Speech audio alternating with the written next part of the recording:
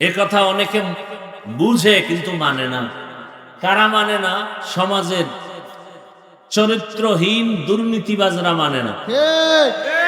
কারণ ইসলাম আসলে সবাই দেখবেন, আমাকে বক্তাদের আগে অনেকে বক্তব্য দেয়, বলে হুজুরদের কথা শুনলে হবে না, আমল করতে হবে।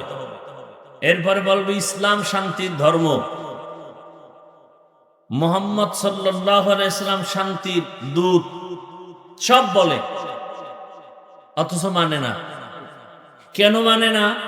মানতে গেলে চোরের চুরি চলবে না, ইসলাম মতো চলতে গেলে দুর্নীতিবাজ দুর্নীতি করতে পারবে না, জালেমরা জুলুম করতে পারবে না।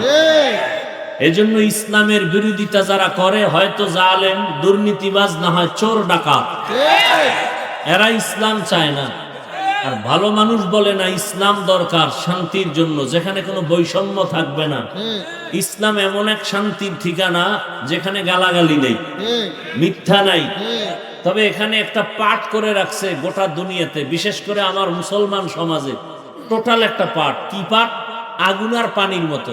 আগুন যেমন পানির সাথে মিলে না, পানি যেমন আগুনের সাথে মিললে অস্তিত্ব থাকে না, এরকম একটা পাঠ মানুষের অন্তরে রাখছে যে ইসলাম আর রাজনীতি এটা আগুন আর পানির মতো না।